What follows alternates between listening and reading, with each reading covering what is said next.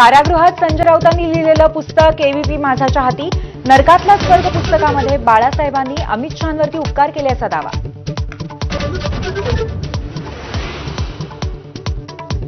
गोध्राकांडात मोदींना अटक करू नये अशी शरद पवारांनी भूमिका घेतली होती. नरकातला स्वर्ग पुस्तकामध्ये संजय राऊतांचा गौप्यस्फोट, अमित शहांच्या जामिनासाठी प्रयत्न केल्याचा दावा.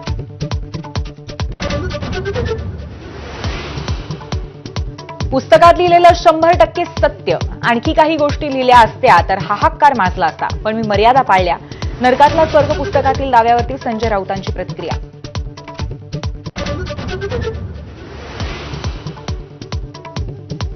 संजय राऊतांचं पुस्तक हे सिनेमाची स्क्रिप्ट वाटतं. शिवसेनेचे नेते संजय शिरसाट यांचा टोला. गिरीश महाजन, सुधीर मुनगंटीवारांकडूनही राऊतांच्या दाव्याची खिल्ली.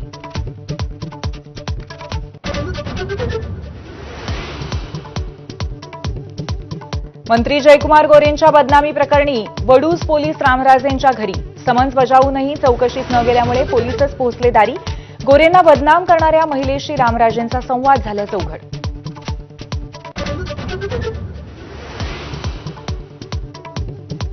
शांततेसाठी भारतासोबत चर्चा करायला तयार. कामरा एअरवेजला भेट दिल्यानंतर पाकिस्तानचे पंतप्रधान शहबाज शरीफ यांनी आळवला शांततेचा सूर.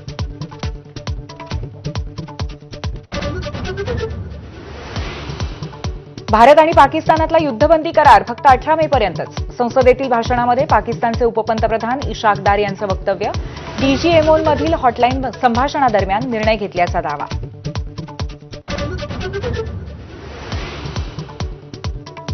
पहलगाम हल्ल्याचा निषेध करणाऱ्या अफगाणिस्तानसोबत भारताची प्रथमच चर्चा. अफगाणिस्तानच्या भूमिकेचं परराष्ट्र मंत्रालयाकडून स्वागत. दोन्ही देशात अविश्वास निर्माण करणाऱ्या पाकच्या फेक बातम्या फेटाळल्याबद्दलही आभार.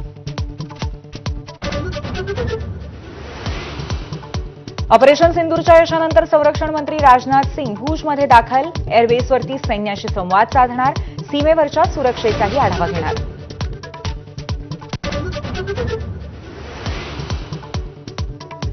मुकेश अंबानींच्या रिलायन्स इंडस्ट्रीजला 50 परदेशी बँकांकडून 25,000 कोटींचं कर्ज. एका वर्षात घेतलेलं सर्वात मोठं विदेशी कर्ज. रिलायन्सचं रेटिंग भारत सरकारपेक्षाही सरस. वानखेडे स्टेडियमवरती आज क्रिकेटपटू रोहित शर्मा, शरद पवार स्टँडची उभारणी. मुख्यमंत्री फडणवीसांच्या हस्ते उद्घाटन. एमसीएचे माजी अध्यक्ष अमोल काळेंच्या स्मरणार्थ ऑफिस लाऊंज.